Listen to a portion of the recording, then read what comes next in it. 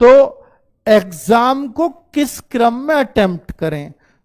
हो सकता है आपके पेपर में नेपाल की मुद्रा जाए, भूटान की आई ना, भाई अब तो चांसेस ये है ना कि जो आ चुका वो तो नहीं आएगा, तो एक्सपेक्टेड क्वेश्चंस की ये वो होगा। ठीक है, प्रैक्टिस सेट चलेंगे मैथ का, रीजनिंग का और जीएस का। ये तीनों प्रैक्टिस सेट आपको लेने हैं हर हाल में। 2 मार्च से, जो 2 मार्च से ही ये स्टार्ट होंगे।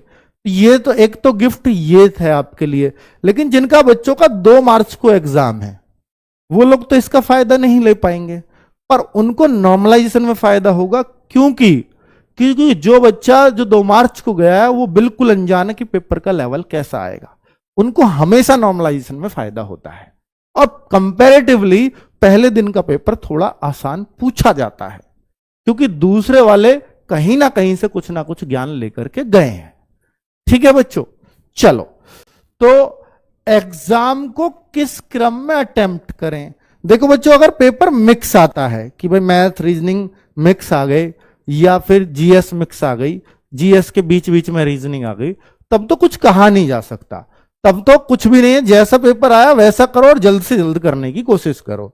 लेकिन अगर आपको सेपरेट तीनों सेक्शंस मिलते हैं तो आपको सबसे पहले रीजनिंग वाला पार्ट करना चाहिए, उसके बाद जीएस वाला पार्ट करना चाहिए और लास्ट में मैथ्स वाला। अब कोई कहे कि सर मेरा मैथ्स तो स्ट्रांग है जीएस से बहुत ज्यादा, तब भी आप मैथ्स लास्ट में ही लीजिए। जीएस जल्दी जल्दी से जितना आपको आता है उतना कर जाइए, इसमें कहां टाइम लगता है। तो ये जो रीजनिंग है ना, इसमें बेस्ट होगा कि आप इन क्वेश्चनों के लिए, यहां 35 क्वेश्चन रहेंगे, आप इसको 32 से 35 मिनट के बीच में खत्म कर ले। लास्ट 35 मिनट 32 में हो जाती है तो बेस्ट है। और जो मैथ्स है आपका, इसके लिए अगर आप 40 मिनट्स भी देते हैं तो मतलब 35 क्वेश्चन है, तो 35 to 40 मिनट्स अगर आप देते हैं तो ये बेस्ट टाइम माना जाएगा।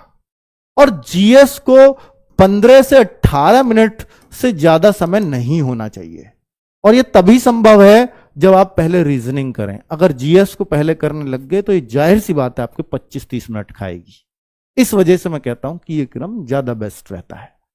ठीक है, चलो, तो अब बच्चे इस चीज को के अकॉर्डिंग बैठ जाना है अपनी टेबल पे, खाना पीना सब कुछ अपना भाई मैनेज करते हुए। यहाँ पे क्या करना बच्चा, सबसे पहले आपको मॉर्निंग से मैं टाइम शेड्यूल बना रहा हूं, तो आप लोग चिंता ना करना, सोने वोने में कोई दिक्कत नहीं होगी। आपका जो टाइम है आपके हिसाब से ही मैंने मैनेज किया है, जैसा कि मैं इसको फॉलो करता था उसी तरीके से आपको भी कोशिश कर रहा हूं कि आप भी अगर फॉलो करते हैं तो आपका सिलेक्शन श्योर है, हो जाएगा। तो बच्चा इकोनॉमिक्स का सबसे पहले मैंने लिया, जिन बच्चों को सबसे ज्यादा डर लगता है कि सर इकोनॉमिक्स में कुछ समझ में नहीं आता। अर्थशास्त्र एक ऐसा सब्जेक्ट है कि बच्चे बहुत ज्यादा यहाँ पे नहीं गेन कर पाते। तो यहाँ पे बच्चा आपको इकोनॉमिक्स 8 बजे से 9 बजे तक का आपको टाइम में सेट रखना है। दूसरे नंबर पे ज्योग्राफी लेनी है, जो कि 9 बजे से 10 बजे तक आपको ज्योग्राफी को पढ़ना है। हिस्ट्री के लिए आपको 10 बजे से 11 बजे तक का टाइम देना है। पॉलिटी के लिए 11 बजे से 12 बजे तक का टाइम देना है। उसके बाद बच्चा 4 सब्जेक्ट जब आप पढ़ लोगे तो आपके पास में जीके का पोर्शन कुछ कंटेंट में इकट्ठा हो जाएगा। फिर आपको करना थोड़ा सा माइंड रिवर्स करने के लिए मैथ पे काम। मैथ पे जब काम करेंगे बच्चा तो आपको 12 से 2 बजे तक, दोपहर के 12 से 2 बजे तक मैथ को करना है। मैथ में प्रैक्टिस करनी है, जो भी चैप्टर्स हैं, जो भी नोट्स हैं आपके पास, उसको रिवाइज करना है। चैप्टर वाइज में आपको पर डे 20-20 क्वेश्चन के हिसाब से, जैसा भी आपको अच्छा लगे, आपको मैथ 2 घंटे पढ़ना है तो पढ़ना है। उसके साथ ही मैंने यहाँ पे कंटिन्यूटी के साथ में रीजनिंग को लिया है, जैसा कि 2 से 4 बजे तक रीजनिंग आपको करना है। 2 से 4 बजे तक एक बार करके देखो बच्चा, बहुत फायदा होगा। यूपी पुलिस कांस्टेबल का एग्जाम मैंने क्वालिफाई किया, ऐसे ही एसएससी जीडी 3 से 4 बार मैंने क्वालिफाई किया। आरपीएफ कांस्टेबल का एग्जाम मैं क्वालिफाई किया था, बट फिजिकल नहीं लग पाया था। तो मैं आपको बता रहा हूँ, जो चीज मैंने फॉलो की है उन चीजों को फॉलो कर लो, आपका सिलेक्शन जरूर होगा। तो देखिए यहाँ पे आपको साइंस को लेना 4 से 5 बजे में, 4 से 5 बजे साइंस को पढ़ना है। उसके बाद फिर आना स्टैटिक जीके पे। स्टैटिक जीके का क्या पोर्शन है बच्चा, यहाँ पे बहुत ज्यादा क्वेश्चंस आपको जो देखने को मिलेंगे वो स्टैटिक जीके से लिंक करेंगे। तो आपको स्टैटिक जीके को टाइम देना अच्छे से, 5 से 6 घंटे फुल एक्यूरेसी के साथ में स्टैटिक जीके को पढ़ना है, और सारे के सारे चैप्टर्स को रिवाइज जरूर करना है। जो भी टॉपिक्स आप पढ़ रहे हो, नदियां, पहाड़, या फिर आपका जो भी यहाँ पे नृत्य से संबंधित क्लासिकल डांस वगैरह जो भी हैं, सभी को अच्छे से रीड करना है। दूसरे नंबर पर यहाँ पे करंट अफेयर को 6 से 7 बजे तक रखना है आपको। फिर यहाँ पे रेस्ट है भाई 7 से 8 बजे का, यहाँ पे खाना पीना खा पी के अपना फिर से बैठ जाना है। रीजनिंग की मिक्स क्लास लेनी है रिवीजन में। यहाँ पे 8 से 9 में आपको रिवीजन चलना है रीजनिंग का। फिर आपका भाई मैथ की मिक्स क्लास लेनी है आपको 9 से 10 पे। कोई भी चैनल से आप RWA से जुड़ सकते हैं, RWA पे मैथ की क्लास, रीजनिंग की क्लास ये मिक्स में चल रही होंगी, उनको आप ले लेना, बहुत ज्यादा फायदा आपको होगा।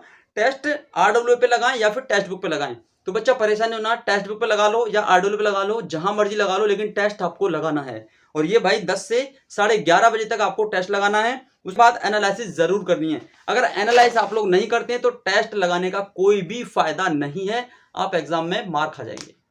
इसलिए कह रहा हूं टेस्ट लगाओ, फुल टेस्ट के साथ ही आप लोगों को उसको एनालिसिस जरूर करना है, जहां भी गलतियां हुई हैं उनको सुधारना है। और जीके के 50 क्वेश्चंस को रीड करना बच्चा, उनको एनालिसिस करना है, उनके नीचे जो भी एक्स्ट्रा पॉइंट दिए गए हैं उनको पढ़ना है।